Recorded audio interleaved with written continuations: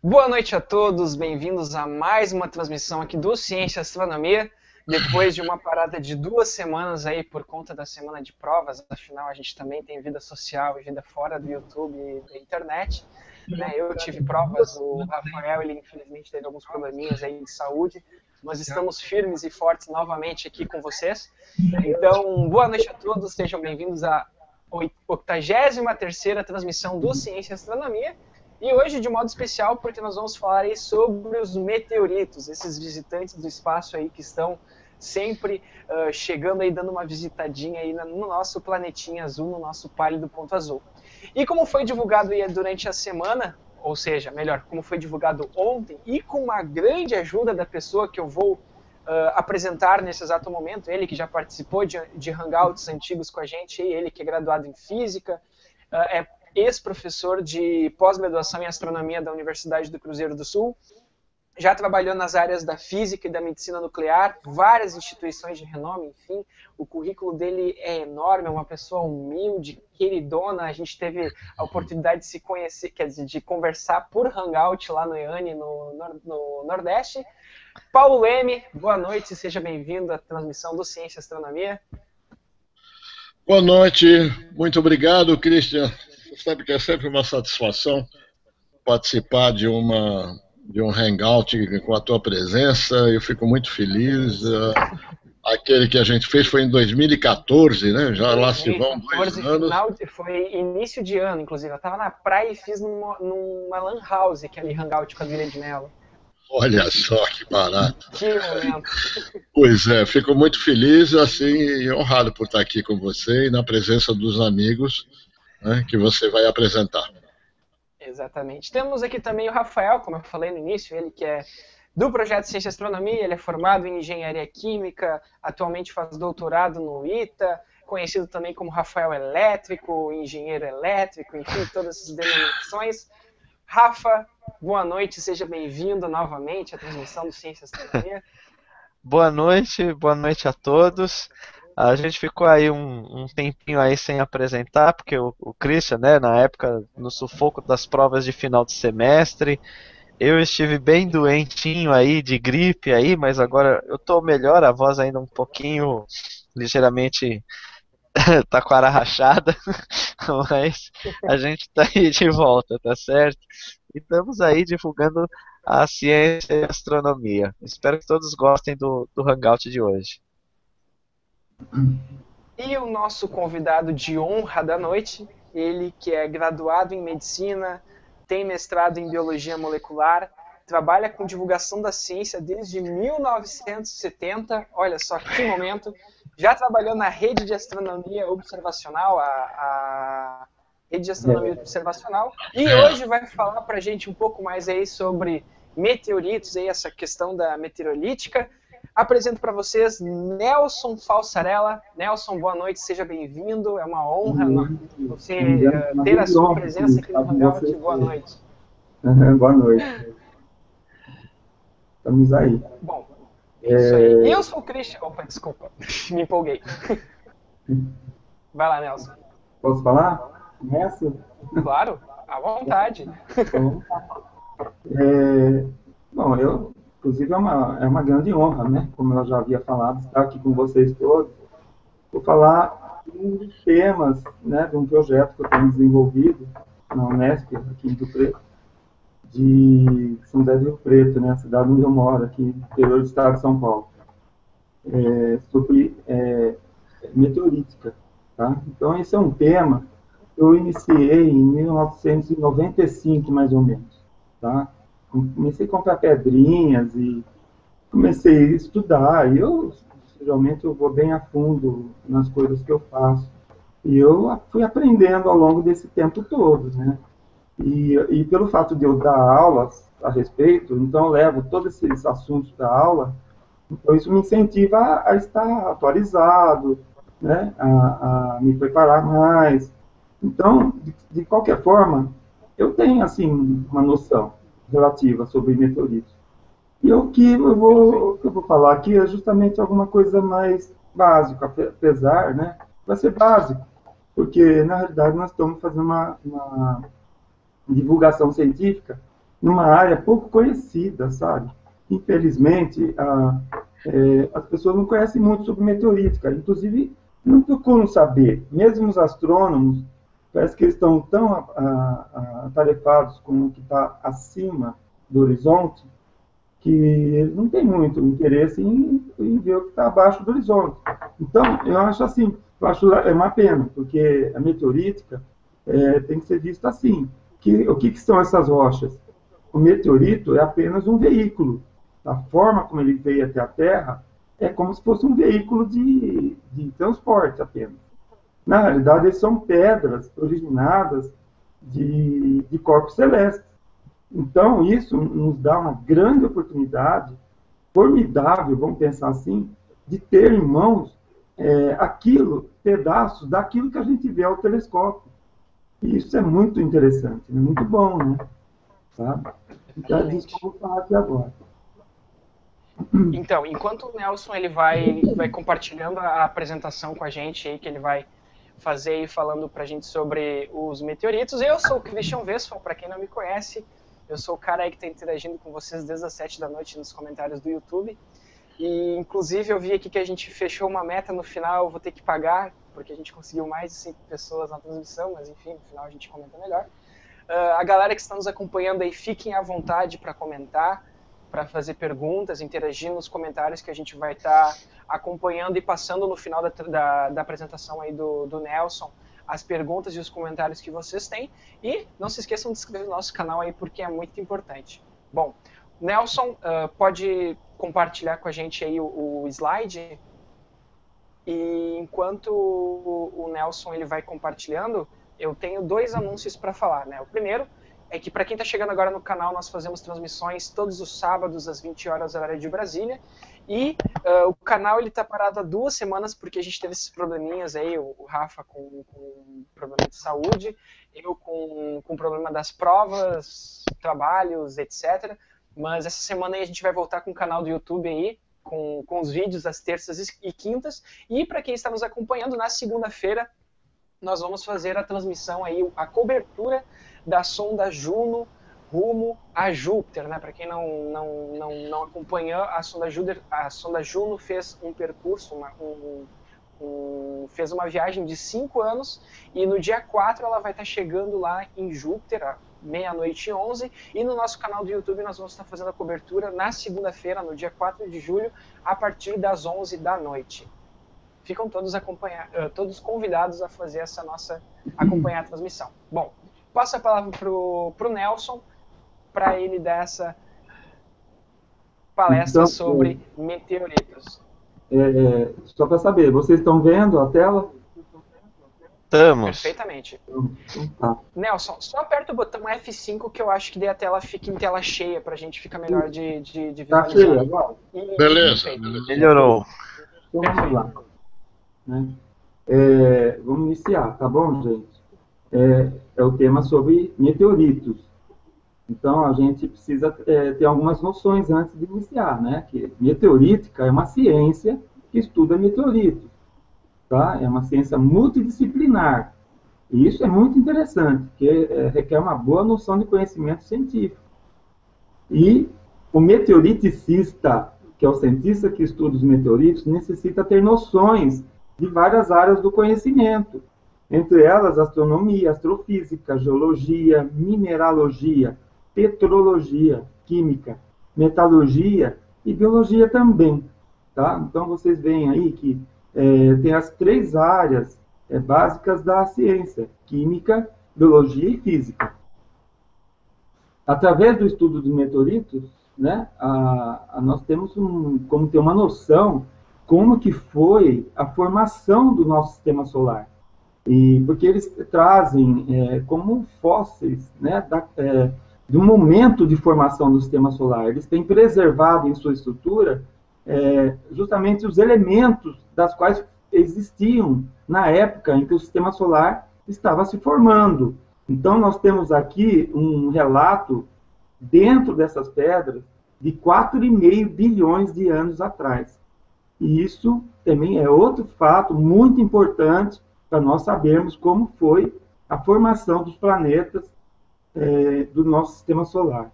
tá? Além de que planetologia também faz parte, que é o estudo é a ciência que estuda planetas, né? Como os nossos planetas do sistema solar, asteroides, a Lua e o planeta Marte, principalmente. Tá? Algumas definições. Meteoroide. O que é meteoroide, gente? Porque a gente fala assim, o meteorito estava no espaço? Não, não, não. Vamos botar os pingos nos is. Meteoroide é um objeto que está em órbita solar. Tá? Geralmente é uma pedra, pode ser um ferro. Tá? Meteoro é quando ele está caindo. Quando ele entra em contato com a atmosfera da Terra, a fricção é tão intensa que ele chega a se incendiar. Incendiar assim, né? Ele fica extremamente luminoso por efeito de calor, em decorrência do atrito com a atmosfera. Isso gera um fenômeno luminoso.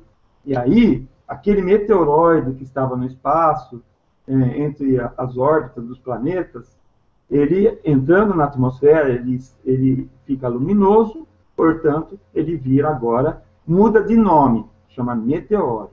Tá? Quando ele cai no chão, quando ele está no chão, aí ele não é mais meteoro nem meteoroide, ele é um meteorito. Agora sim ele é um meteorito. O meteorito é quando aquela pedra que estava em órbita solar caiu em algum planeta, como, por exemplo, o planeta Terra. Então, se ele caiu aqui e nós localizamos ele no chão, nós temos aqui uma pedra meteorito. Tá? Outra coisa também que acho que é importante frisar aqui no começo é que existem vários tamanhos e algumas denominações de acordo com os tamanhos deles. Né? Então, tem micrometeoroides que medem de 10 micra a 2 milímetros. Tá? São extremamente pequenos, invisíveis a olho nu. Tá? Os meteoroides têm de 2 milímetros a 1 metro. Tá? E outra coisa, asteroide tem mais do que 1 metro. Então, todo objeto no espaço que é maior do que 1 metro é asteroide, tá? Segundo definições estabelecidas por Rubin e Grossman. Tá? Os micrometeoroides, meteoritos, eles são maiores do que 10 micra. E micrometeoritos normalmente estão em torno de 10 micra a 2 milímetros. Então, tem um tipo de meteorito que é quase invisível, praticamente invisível a olho nu. Tá? E tem outros que são visíveis a olho nu. Tá? Isso é para definir. Micrometeoritos é uma poeira de grãos que tem no espaço que caem também na Terra. Só que eles não produzem fenômeno luminoso, eles não produzem meteoro. Eles são tão pequenos que eles adentram e caem devagarinho. Eles demoram, às vezes, até meses para chegar até o chão. Tá? E essa poeira meteorítica é muito grande. Tá? E são micrometeoritos. Essas figuras que vocês estão vendo aqui agora são invisíveis a olho nu. Tá? A origem. A origem dos meteoritos, eles provêm, uma grande parte, de asteroides. Tá? E como eles estão no espaço, principalmente no cinturão entre Marte e Júpiter, que é um local que tem muitos asteroides, existe uma tendência de choques entre eles. E quando ocorre o choque, eles se esfacelam em pedaços.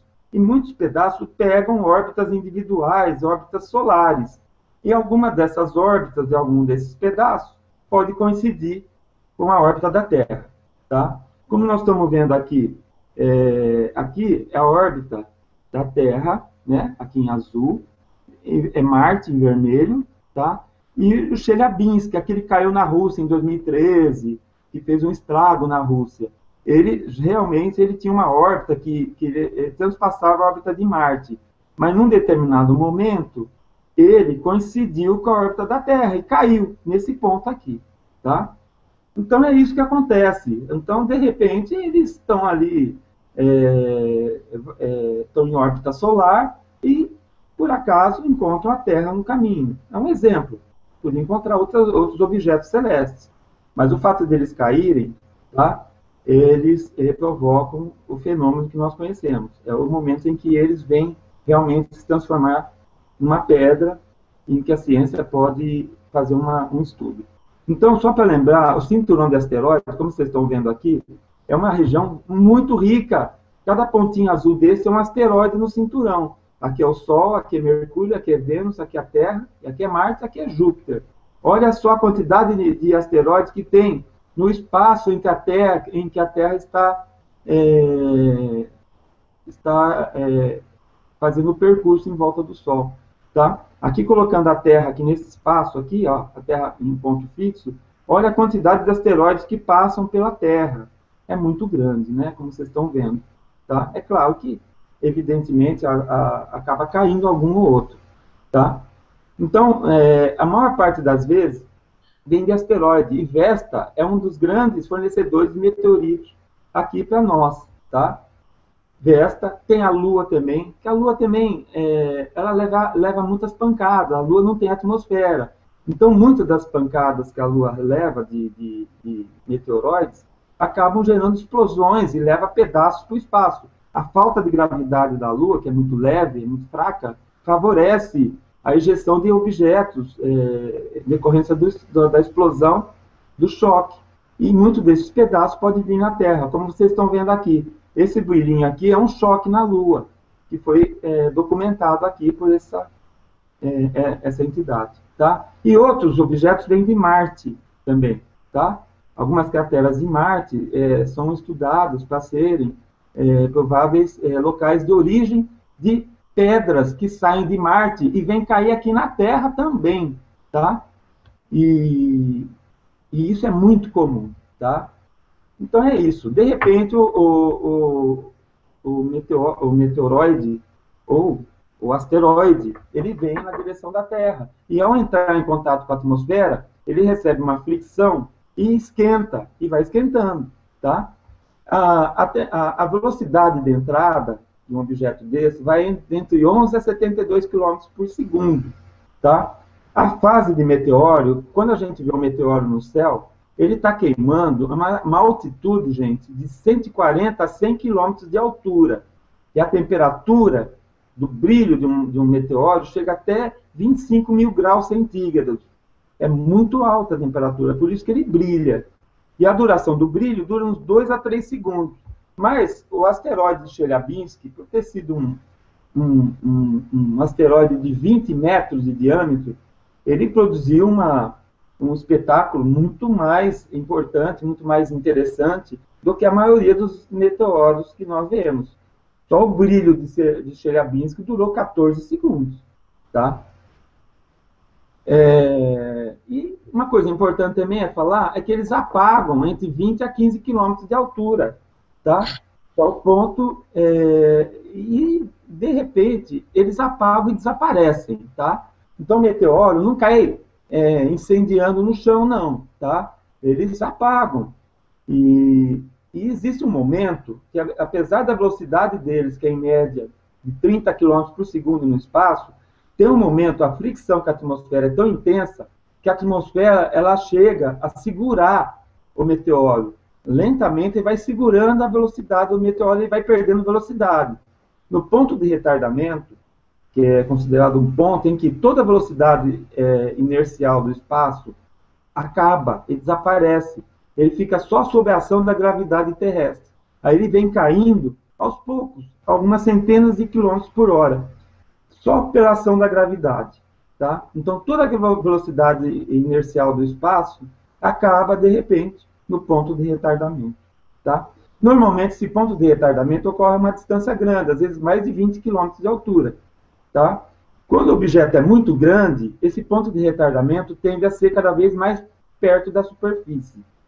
E quando o objeto é grande, o ponto de retardamento às vezes está abaixo da superfície. É nessas situações em que ocorre a explosão de um choque de um asteroide. E quando o ponto de retardamento está baixo, a explosão dele, o choque no chão, gera uma explosão que gera as famosas crateras. Tá? No chão, o meteorito pode estar quente ou frio, veja bem. Tá? Então, só para lembrar, na altitude de 15 quilômetros, a atmosfera está em menos 45 graus. Portanto, a temperatura cai muito e o meteorito vai congelando. Então, todo aquele calor que ele sofreu durante a fase meteoro vai esfriando. Quando ele cai no chão, ele está frio, tá? Ou levemente quente, tá? Como aconteceu aqui com o Vicência, que é um meteorito que caiu em Pernambuco, no estado de Pernambuco, ele estava levemente quente, tá? E aqui é o local onde ele foi encontrado, né? Tá? Mas os meteoros eles fazem realmente imagens maravilhosas, né? Todo mundo fica encantado quando vê um meteoro no céu, né? Sabe? E geralmente a gente vê assim, é uma bola, né? A gente vê como se fosse uma bola luminosa seguida de um rastro, né? Aqui o meteorito de Peekskill caiu em 1992 nos Estados Unidos. Ele se fragmentou e cada fragmento gerou um meteoro individual, tá? Mas veja bem, ele tem um brilho intenso na ponta, tá? O que torna ele bem qualificado como meteoro, tá? Olha esse daqui, ó. Foi em maio desse ano nos Estados Unidos também, tá? Olha o brilho que ele fez no céu, tá? Olha o brilho desse aqui, ó. Você vê que eles têm uma tendência de gerar relampejos, tá? São os momentos em que ele explode, tá? Os relampejos, assim, o objeto, ele tem uma força uma força que mantém a estrutura do meteorito íntegra. Quando essa força é vencida pela pressão da fricção com o ar, a fricção do ar, ela vence essa força de coesão da pedra e ela explode em pedaços, às vezes em milhares de pedaços, como foi o evento de Chelyabinsk, tá? Alguns meteoros caem de frente, como nós estamos vendo aqui, né, numa imagem do SONEAR, em que, num ângulo, a gente vê o meteoro caindo de lado aqui, mas de outro ângulo, você vê o brilho aumentar e diminuir, tá? Então, nem sempre você vai ver um meteoro fazendo um rastro. Às vezes ele está vindo na tua direção, tá? Como aqui, ó, uma imagem do Chelyabinsk da Rússia. Estão vendo? Ele está vindo na direção do observador. Mas, felizmente, ele passou por cima, certo? Então, ficou como susto, né? Eu já levei susto com bólido também, viu? De ficar com a perna bamba, porque você não está esperando e, de repente, dá uma explosão do nada. E a gente assusta mesmo, né? E aqui está uma das imagens clássicas de Chelyabinsk, que é o meteoro da Rússia, né? De 15 de fevereiro de 2013, tá? Foi um dos maiores shows, né? Ocasionado por uma entrada de asteroide, muito bem documentada, por sinal, e que gerou estragos, né? Uma onda de choque acabou destruindo boa parte de vidraças e até tetos de prédios também, tá? E aqui outra imagem dele, né? Olha o brilho dele da explosão. Quando ele deu essa explosão, ele espatifou em milhares de pedaços. Todos esses pedaços foram caindo aos poucos, tá?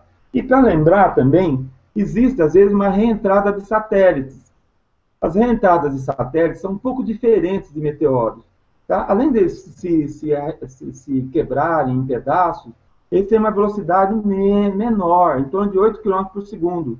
Então, aqui nessa imagem, aqui, ó, dá para perceber muito bem que ele está passando na frente de fios, ó, de eletricidade. Olha que ele passa bem devagar, tá? Então, na realidade, aqui é um objeto fazendo uma reentrada. O objeto é um foguete, né, artificial, que está caindo. Ele fez uma reentrada na nossa atmosfera, tá? Então, foi só isso, tá?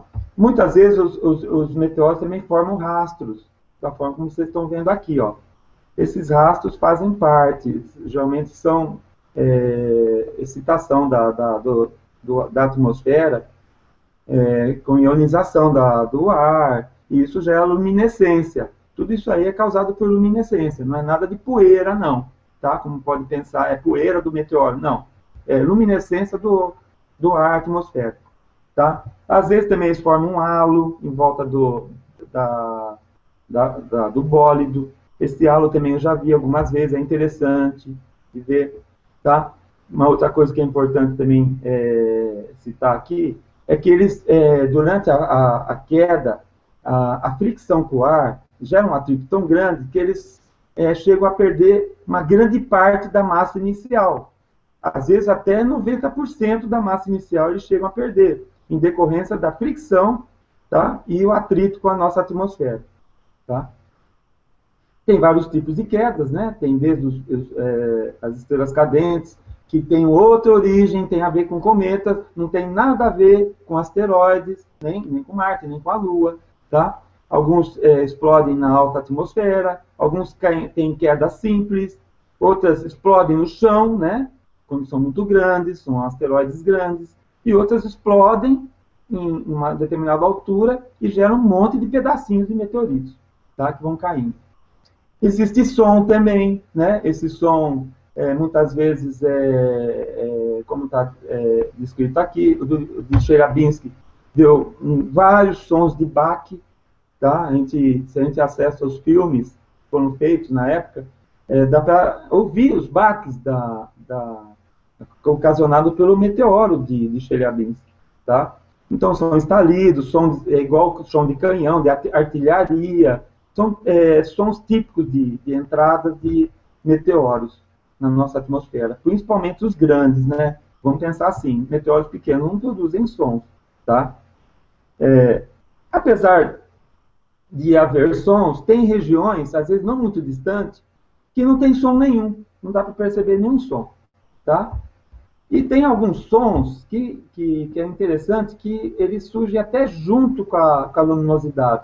É um fenômeno físico, tá? Chamado som eletrofônico, tá? A cor varia de acordo com a velocidade, quanto mais lento ele tende a ser vermelho, ou azul, se ele tiver uma velocidade muito rápida de entrada, tá? Como nós estamos vendo aqui, ó, tá? Ele começou com uma cor aqui meio esverdeada, de repente ficou verde, tá? E aqui também, ó, verde, depois vermelho. Então, você pode ver que eles vão mudando a cor na entrada. Às vezes, também existe uma predominância de certas cores quando está relacionado ao tipo de constituição que faz a maior parte da composição da pedra, tá? Como os mais ricos em ferro, ou em sódio, tá? Em magnésio, cálcio, eles produzem uma cor diferente também, tá? E o chão, onde eles batem no chão, eles formam às vezes um buraquinho, tá? Chamado poços de impacto.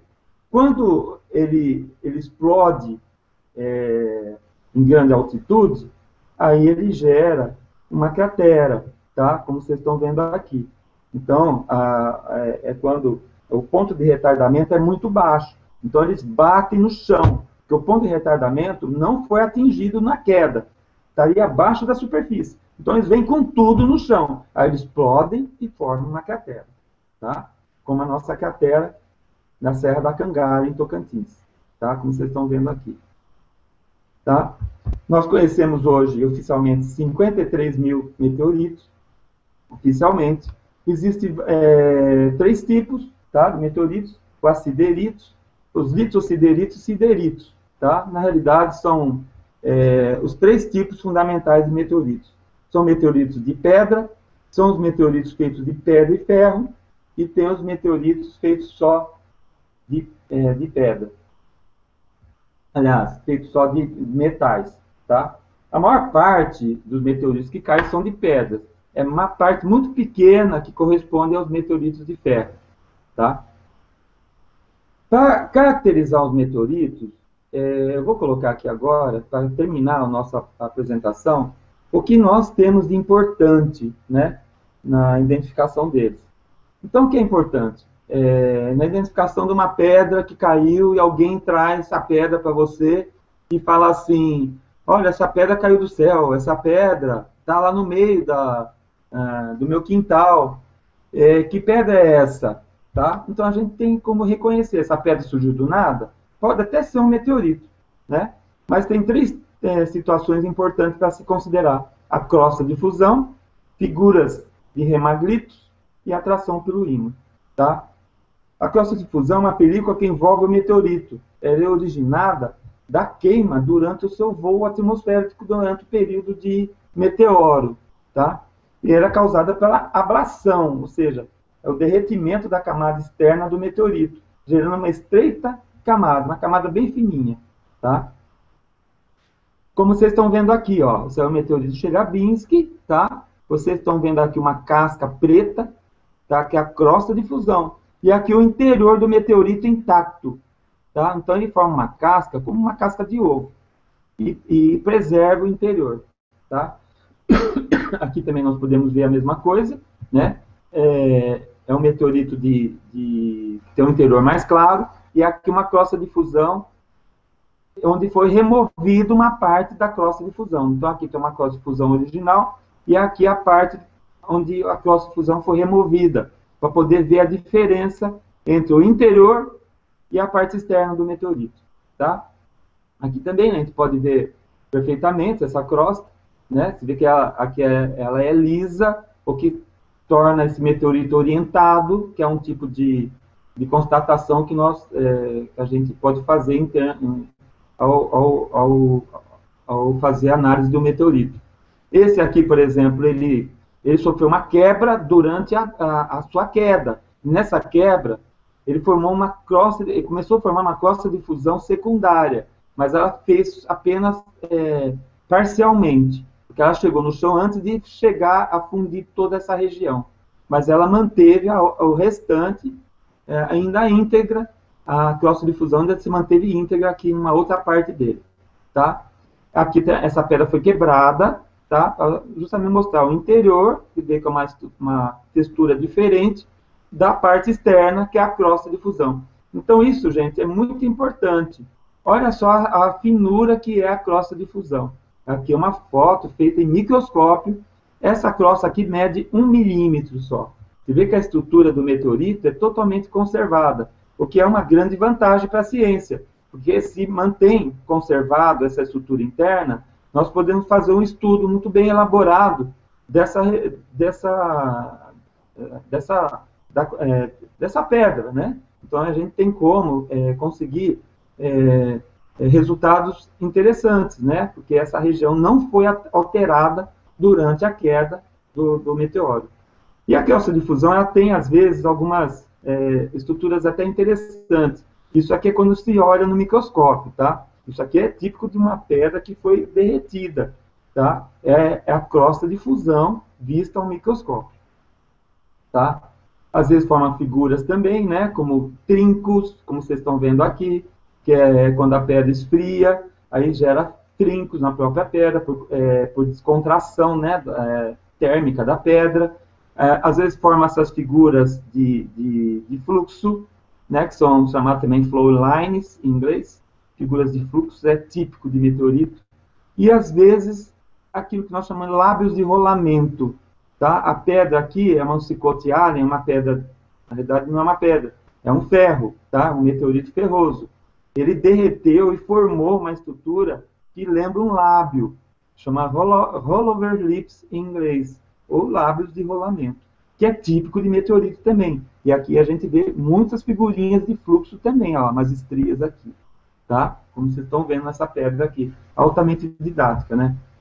A crosta de fusão se deteriora com o tempo, né? Como a gente está vendo aqui, ela começa a ficar brilhante, de opaca, né? Quando ela cai no chão, ela vai ficando brilhante, e ela vai quebrando, tá? E vai perdendo parte daquela crosta de fusão, como vocês estão vendo aqui.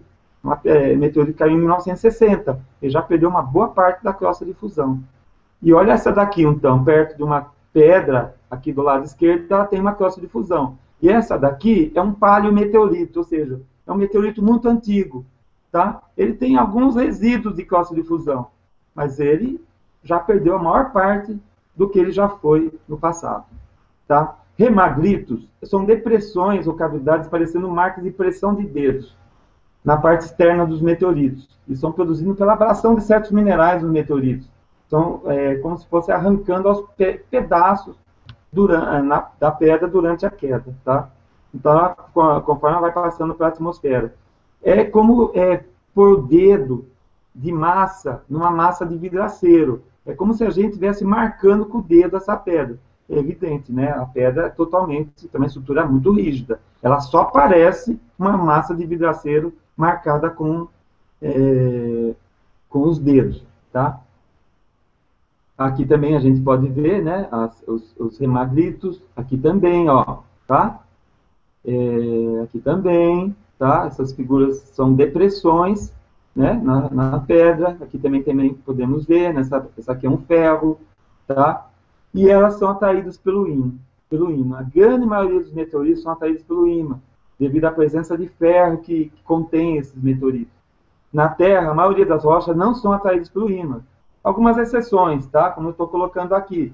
Mas os basaltos, que é uma pedra muito comum, né, no nosso mundo, elas são, né, atraídas pelo ímã, né? E a atração dos meteoritos, principalmente os condritos, vem da presença de flocos de ferro dispersos em sua matriz, ou seja, no seu interior. Como vocês estão vendo aqui, ó, em figuras aumentadas ao microscópio, tá? Então aqui é o Peekskill, por exemplo, aquele que caiu nos Estados Unidos, que eu mostrei o fenômeno de meteoro dele. Aqui nós podemos ver flocos de ferro e níquel que compõem o interior desse meteorito. E o que torna ele magnético, tá? Altamente magnético, tá? Como vocês estão vendo aqui, ó. São todos floquinhos de ferro dispersos na matriz desse meteorito, tá? Se vocês quiserem saber sobre meteoritos, vocês podem acessar aqui, né, esse site. Nós temos, esse site é mantido pela professora Elizabeth Zuccolotto, da qual eu tenho uma admiração muito grande, e gosto muito dela, principalmente pelo fato dela ser bastante interessada, né, em assuntos de meteoritos. Eu já tive aula com ela também. Vale a pena conhecer a Elizabeth, tá? Eu quero até, se a Elizabeth estiver assistindo, eu quero deixar um abraço para ela e agradecer também pelos ensinamentos que ela já me passou, tá? Então é isso. Deixa eu Que só momento. voltar. Eu só vou mostrar uma coisinha aqui para terminar. Opa, claro. Opa, tem mais? Não. Nelson agora vai nos invejar um pouquinho. Estão me vendo ou não? Eu não sei. Ainda não. Ainda não? Você está compartilhando a tela do Hangout. Como é que eu vou tirar daqui? Não estou Só conseguindo. clicar na flechinha verde ali no canto. Vamos ver. Isso. Aí, agora sim, tá aparecendo. Agora apareceu? Isso. Então tá bom. Tá? Então, gente, eu tenho aqui... Peraí, Nelson. Calma, Nelson, calma. Tambores.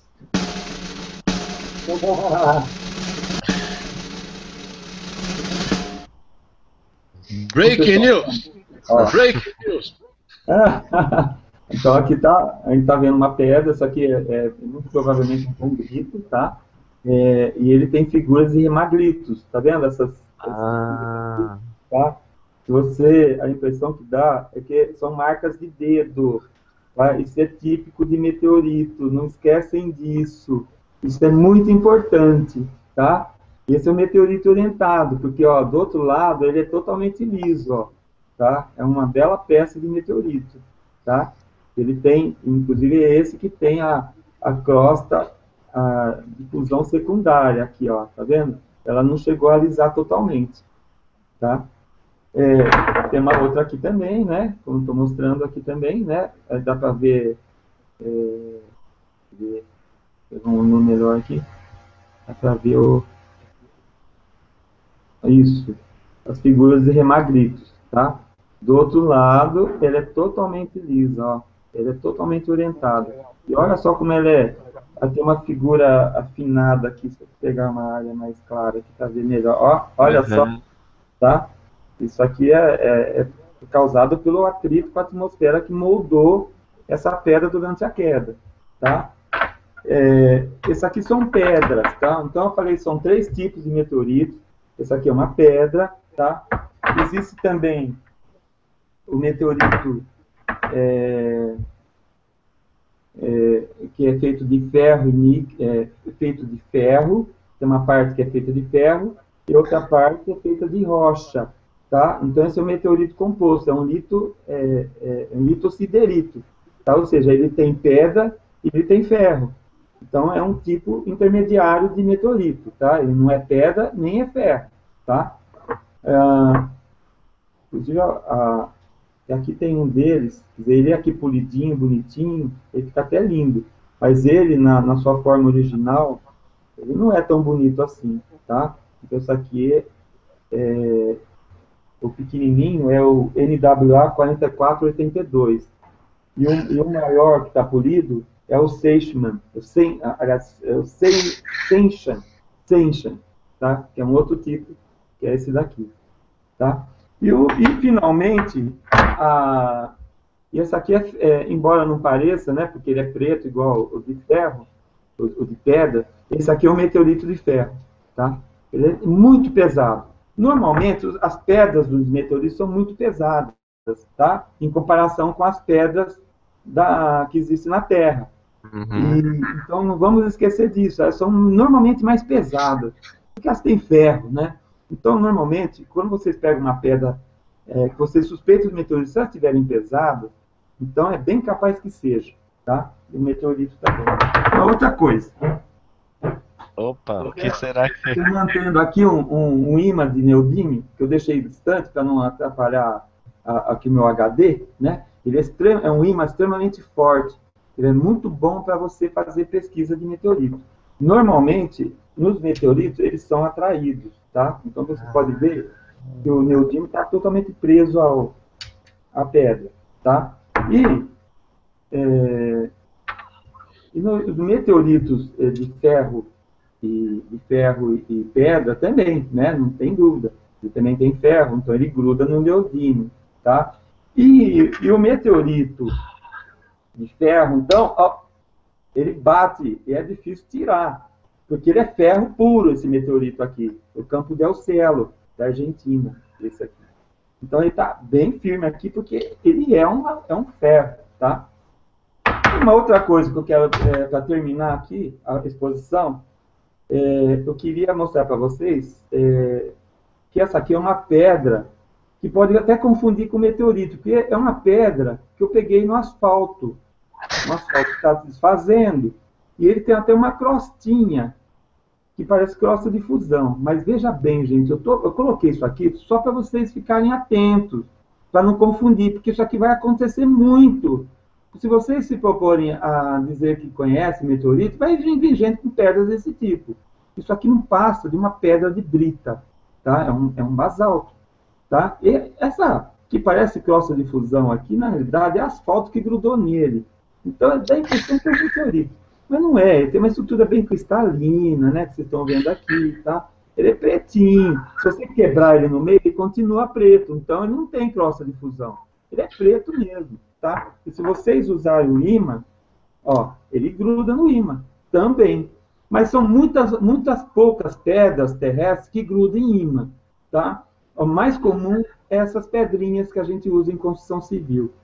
Todas elas grudam em ímã. E é bem capaz, se vocês falarem que que meteorito gruda em ímã, vai vir alguma criança, algum aluno, vai trazer um monte de pedra para vocês, pedras de brita, para ver se você acha que é meteorito ou não. Tá? Então, isso é tudo que vai acontecer, tá bom? Nelson, deixa eu aproveitar.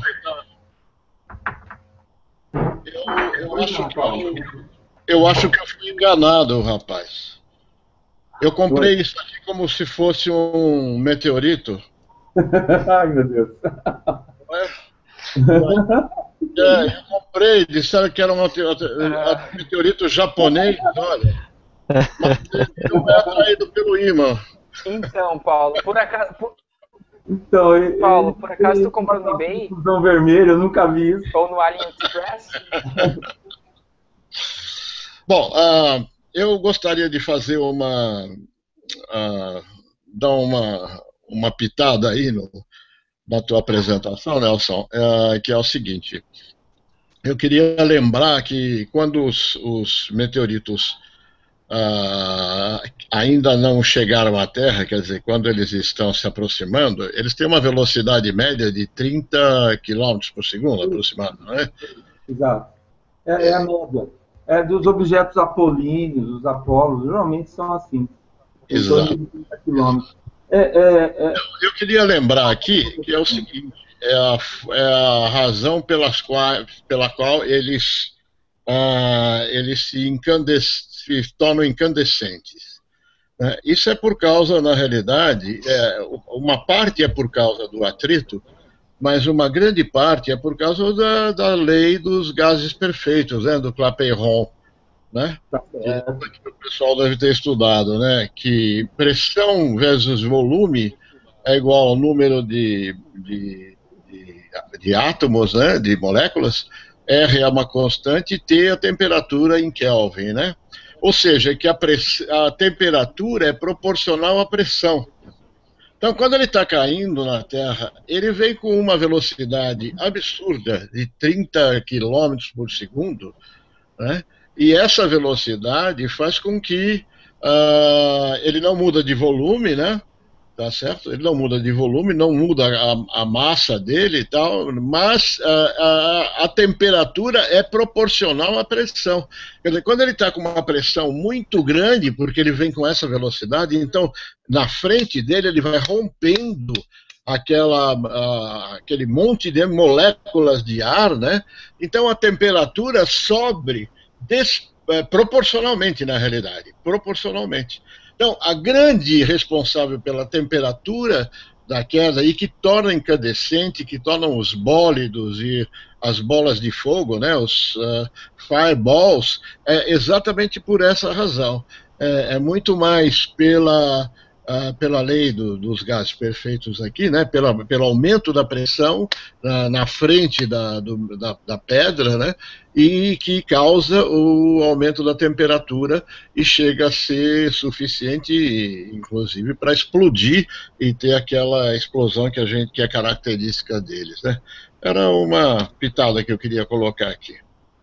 Muito bem, muito obrigado, Paulo, pela ajuda aí. Inclusive, complementando rapidinho o que o Paulo falou, que quando se tem essa reação, nessa temperatura, essa grande temperatura, por conta do meteorito cruzando a atmosfera, tem uma relação de velocidade e pressão, a cor do rastro, normalmente, ela é proporcional à quantidade do elemento que está nesse meteoro. Então, a reação de calor, né, a liberação exotérmica, que é uma reação de calor, que se tem no meteorito, por exemplo, de cobalto, de níquel, de cobre, de zinco, dependendo da proporção que se tem, a gente pode ter meteoritos de diversas cores. Inclusive, o Nelson pode complementar, ou até o Paulo pode complementar melhor do que eu para falar sobre isso, o Rafa também, etc. Não, tá perfeito, é isso mesmo. E o Nelson já colocou, inclusive, no slide dele, né? Tem a ver com a velocidade de entrada, né? Evidente, quanto mais quente, mais tende para o azul, mais energia, mais tende para o azul, né? E depende da velocidade, né? Uma velocidade muito alta, ele queima uma temperatura maior. Uma velocidade menor, uma temperatura menor. Então, ele tende para o vermelho. Mas a composição também altera a cor, sabe? Então, isso é uma mistura, na realidade.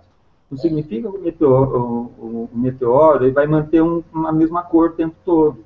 Ele pode ter uma cor predominante pela composição química, mas dependendo da velocidade, ele tende a ter cores diferentes também, em decorrência disso.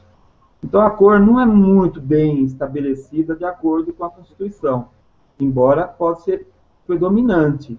Eu já vi meteoro amarelo, né? Pelo que eu me lembro, o tempo todo amarelo, tá? Mas se você vê as fotos que são feitas, principalmente de meteoros, de estrelas cadentes, de cometas, eles mostram justamente mudança de cor em decorrência da perda de velocidade deles durante a queda, né? Então, realmente, a velocidade também tem que considerar. E isso está nos textos, né, da literatura também. Tá? Não estou falando por falar, isso está no texto. Claro. Com certeza. Vamos lá, Rafael? Rafael, comentários? Sim. Uma coisa assim interessante, a gente até uma vez apresentou um hangout falando um pouco sobre, mais falando sobre a diferenciação de meteoros, meteoritos, né? O Christian inclusive estava lá em Pernambuco, né, Christian? Quando a gente apresentou, que a gente teve um hangout, lembra, falando disso? Então aí o que acontece, né? Uma coisa que eu até falei lá é o seguinte, além da astronomia, do doutorado, Tá, tudo bem. É, uma coisa assim que eu pratico às vezes é escutar rádio de ondas curtas. E às vezes, dependendo do meteoro, né, que está atravessando a atmosfera, tamanho, essas coisas assim, a gente consegue ouvir um pouco da estática, porque o que que acontece? As ondas curtas, você tem a camada da ionosfera, você lança as ondas curtas, elas refletem na ionosfera. Dependendo do tamanho do meteorito que está atravessando uma certa região, você consegue ouvir isso, né? Parece, né, Nelson? Você falou que o som, quando ele entra, é um trovão, um assovio, né? Mas no rádio, quando a gente está ouvindo, parece que tá. É como se fosse um assovio, assim, um silvo. Aham, A gente consegue escutar isso, dependendo da frequência também, né? Até aham. porque algumas estações de rádio das ondas curtas, elas não são necessariamente de, de, de transmitir rádio, música, notícias. Elas são, às vezes, até para fazer vistoria, assim, análise da ionosfera, né? E às vezes a gente com uma antena, assim, com um pouco mais de sensibilidade, consegue captar isso. É uma das coisas interessantes também aí dos meteoros, dos meteoritos entrando né, chegando aqui na Terra aqui. Muito É, legal, Rafael. Não é o tinha som, Perfeito. ideia aí é o disso. som eletrofônico, né, que fala. Eu já, é um fenômeno chamado transdução, né, que são ondas de rádio realmente, né, que são conduzidas pelo próprio bólido, que estão em contato com paredes, alguma estrutura próxima, ela acaba sendo, essa transdução transforma a onda de rádio em som auditivo mesmo. É um fenômeno interessante. Você quer saber? Eu já vi isso. Uma vez eu vi um Uau! meteoro, ao mesmo tempo que eu escutei o chiado dele. Eu fiquei muitos anos achando que eu estava, né, que eu tive um delírio, né? Porque como é que pode, né? Está tão alto, 150 quilômetros, como é que eu vou ouvir o som ao mesmo tempo em que ele está queimando? Ou seja, a luz vem rápido, claro, mas o som vem bem mais devagar, igual as trovoadas, né? Que vem depois de um relâmpago. Portanto, realmente é um fenômeno isso. E acontece mesmo com meteoritos. Eu fui testemunho. Interessante, né? Exatamente. Legal. Para a gente encerrar aqui, duas perguntas no YouTube, até porque a gente está com um tempinho um pouquinho estourado. A primeira pergunta na verdade, são três perguntas, né? A primeira aqui é a pergunta eu acho que é um canal, na verdade, chamado Primeiro Capítulo. É uma pergunta até bem curiosa, assim. Se por acaso uma pessoa encontra um meteorito, qual é o procedimento? Ela pode ficar com ele? Existe algum órgão que regulariza? Como é que funciona? A pergunta do canal Primeiro Capítulo. Eu acho que se você quer saber um pouco mais, ou então quer ajudar, no sentido de que, assim, eu encontrei um meteorito que caiu dentro de casa, vamos pensar assim, né? Eu Que encontrei sorte, hein? ele no jardim, no meu pasto, na fazenda, sei lá, né? Digamos que você tenha visto, inclusive, testemunhado o meteoro dele, tá? Eu acho assim, em primeiro lugar, fotografar o local da queda, né? Ele no chão, sem mexer nele, de preferência, tá? Com o GPS, tentar fazer a localização, né? Pelo GPS, tá? Colher esse meteorito e entrar em contato no Museu Nacional, tá? Porque a pessoa que pode nos ajudar, principalmente, é a Elizabeth, tá? Zucoloto. Ela tem uma condição de, pelo menos, iniciar a classificação desse meteorito, tá? Eu acho que é o caminho. A nível nacional, por Perfeito, enquanto, é esse. perfeito. A segunda Elizabeth pergunta é da Zucoloto. Márcia. A segunda pergunta é da Márcia Meneghitti. Ela pergunta que ela gostaria de saber se os meteoros eles poderiam trazer algum tipo de molécula ou talvez até alguma molécula orgânica à Terra, quando ela passa a nossa atmosfera e se choca com a superfície. Existe a possibilidade? Claro. E como tem a possibilidade.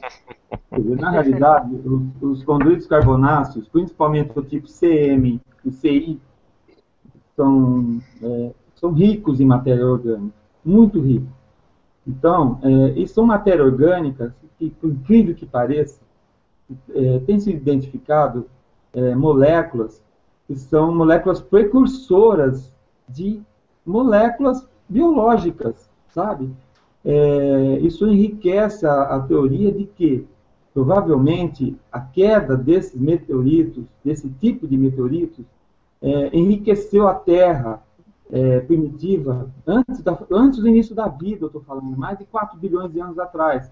Deve ter enriquecido de matéria orgânica capaz de dar o estímulo para o início da evolução química, que terminou com a origem das primeiras células vivas no nosso planeta. Tá? Então, esses meteoritos que caem, eles têm realmente trazido bastante matéria orgânica da forma como você perguntou. E a última pergunta aqui que a galera fez foi sobre onde comprar meteoritos. Né? A galera ali no YouTube comentou que existem sites especializados na venda de meteoritos, né? Tentar fugir do Mercado Livre, desses sites assim, que é meio que qualquer pessoa posta, porque é meio complicado, vai que tu vai comprar um meteorito e no final te vende uma rocha. Enfim, como qualquer produto na internet, isso pode acontecer. Né? Mas eu tenho a indicação, que é um site bem confiável, que é o pessoal lá da Astro Hobby, inclusive está lá na página do Facebook, eu postei, porque o tema do Hangout de hoje justamente é sobre meteoritos, então tem esse vínculo aí, então tem lá no link do Facebook, astrohobby.com.br, tem lá o link no canal do Ciência e Astronomia. Eu não sei se os demais aqui têm também sugestões ou indicações de sites que possam estar vendendo meteoritos para quem tenha interesse. Não sei se o Paulo, o Nelson e o Rafa têm sugestões de links ou lugares físicos, etc. Você pode comprar meteoritos tanto fora, né, do Brasil. Um site que venda famoso é o eBay, né? Você encontra com uma certa facilidade. E também no Brasil também tem o André Moutinho, né? Ele tem um site, inclusive muito bom. Ele também comercializa meteoritos. Eu sou a favor, sabe? Porque é o seguinte, é claro, uma pedra que cai, primeiro você tem que classificar. Mas geralmente caem várias pedras, sabe? Então, na realidade, uma vez classificado, é o que importa, tá? Agora, eu acho que assim, na realidade, da forma como eu comecei, né? Eu fiquei entusiasmado com meteorito porque eu consegui comprar. Se eu não tivesse meteorito na mão, não sei se eu ia estudar tanto assim, tá? Como eu tive as pedras na mão, e eu tive todo um incentivo pessoal de não só estudar, como mostrar para as pessoas essas pedras. Então, da forma como eu encantei muita gente. Agora, eu só consegui isso porque eu comprei. Então, na realidade, eu acho que tem um lado muito bom atrás disso. Tá? Divulgação significa o quê? Pessoas sabendo, elas ficam mais atentas. Então, por exemplo, elas vê as pedras, reconhecem que é meteorito e pode até dar um andamento digno para essa pedra, né? Como, por exemplo, a classificação dele. Né? Nelson, então é aquela velha máxima, né? Que mais vale um meteorito na mão do que dois voando, é isso? Exato. Né? Eu acho que é importante, né? Como eu falo, quando você põe eu pego essas pedras, eu ponho na mão de criança na escola de ensino fundamental pública, eles ficam doidos com essas pedras, eles querem tirar foto com a pedra na mão, sabe? Eles nunca vão esquecer esse momento. Inclusive, incentiva eles à ciência, eles vão querer estudar cada vez mais, né? Quando eles se veem incentivados com ciência. Então, tem um lado muito bom por trás disso. E eu procuro sempre incentivar esse lado. O lado da educação, né? Da divulgação. E também estudar. Saúde. Eu queria aproveitar para mostrar para o pessoal o livro da Elizabeth Zuccoloto, né? Que é este aqui. Muito bom esse livro, viu? Tá? Eu recomendo. É um livrinho de cabeceira até. Cabeceira, né? É o primeiro livro. Vocês encontram ele nas melhores casas do ramo. Certo, muito bem lembrado, viu, professor? Fica aí a Muito dica bom. de leitura pro final de semana. Então, nós estamos aí com tempo super estourado, mas por um bom motivo, porque o nosso assunto hoje foi comentado de maneira brilhante aqui pelo Nelson. Inclusive, eu quero agradecer novamente o Nelson por ter participado conosco, o Paulo Leme por ter indicado o Nelson aí pra gente semana. Esse Hangout foi programado há 3 semanas atrás para que a gente conseguisse fazer hoje, então eu quero agradecer ao Nelson e ao Paulo Leme, ao Rafa, que está aí no time do Ciência e Astronomia, e eu não sei se vocês gostariam de fazer algum comentário final antes da gente encerrar essa transmissão. Eu queria cumprimentar o Nelson pela forma, ele tem uma forma de paizão, assim, né, de mostrar as coisas de um jeito muito gostoso, muito direto, né? Foi muito bom. Muito legal, Nelson, obrigado, viu, pela sua participação, e o Nelson tem uma atividade muito interessante. Tenho maior admiração por ele. Parabéns, Nelson. Puxa vida, que honra. Puxa vida. Obrigado, Paulo. Muito obrigado mesmo. E obrigado aí também, Christian, você por oferecer essa oportunidade, né, para a gente mostrar um pouco do conhecimento dele, e do Rafael pela sempre a participação oportuna e contínua, né? Então, já aproveito para me despedir. Até a próxima. E o Ciência e Astronomia está de portas abertas para vocês aí. Sempre que quiserem compartilhar aí com o nosso público, com certeza as portas estarão sempre abertas. Tá bom. Eu quero também deixar aqui minha gratidão, viu, pela oportunidade, né, de divulgar a ciência, né, da forma assim como foi feita. Muito interessante, gostei muito, é a primeira vez que eu participo disso, achei interessante mesmo, muito legal. Tá? Quero agradecer aí, Christian, um grande abraço para você, muito obrigado pela oportunidade, tá? O professor Paulo Leme, muito obrigado também pela oportunidade, e o Rafael, também, Rafael, muito obrigado por estar junto com a gente aqui, tá? Fiquei muito honrado com vocês todos, tá? Que isso, a honra é nossa. Rafa? Bom, minhas considerações finais, eu quero agradecer ao Nelson e ao Paulo por estarem aqui com a gente. Nelson, essa aula fantástica sobre os meteoritos. E Paulo, a dica do livro, né, da professora Elizabeth, eu vou atrás desse livro, hein? Muito interessante, é um que ele precisa vir para minha biblioteca. Eu quero mandar 2 beijos especiais aqui. Um é para Victoria, lá de Porto Alegre, que acompanha a Ciência e Astronomia. Vitória Vec, que momento! Vitória Vec. Estava lá Nenastro lá de Canoas. Isso. Que momento!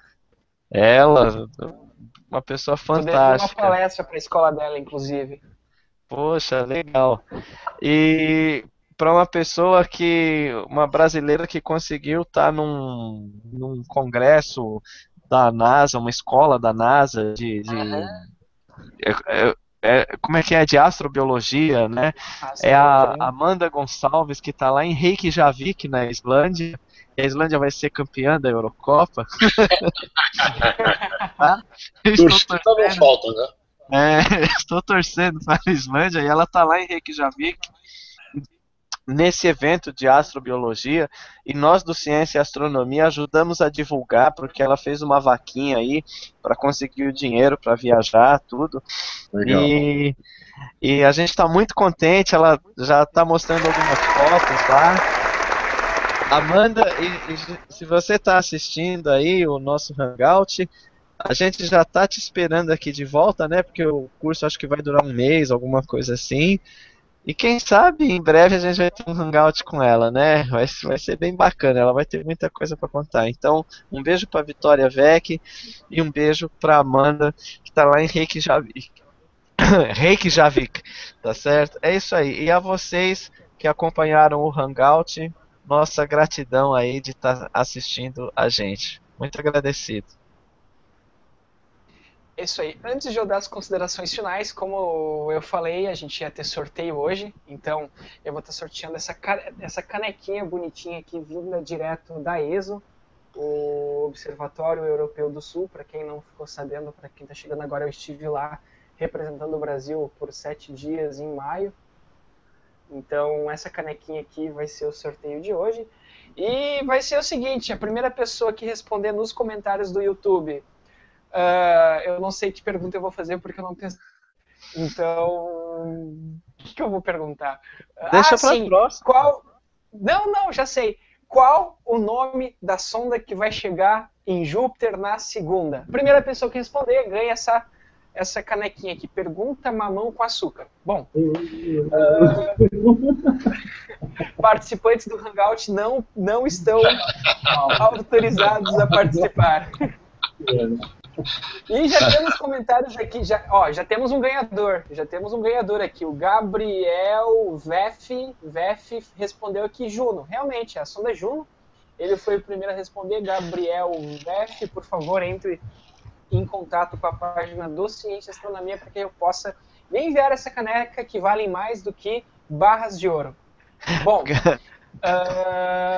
mais um comentário, né, falando sobre a Juno. Segunda-feira a gente vai estar fazendo a transmissão aí a partir das 11 da noite, a cobertura da chegada da sonda Juno a Júpiter. Ela chegou alguns dias atrás, ontem, ela passou a magnetosfera de Júpiter, inclusive já foram divulgadas os gráficos que foi postado no Ciência e Astronomia, e na segunda-feira, no dia 4 de julho, à 00h11, a sonda Juno vai estar passando pela superfície, ali, pela superfície externa, né, de Júpiter, aquela superfície tão conturbada, e que a gente vai pegar esses dados e estudar mais aí sobre esse planetinha gasoso aí que nós temos dentro do nosso sistema solar.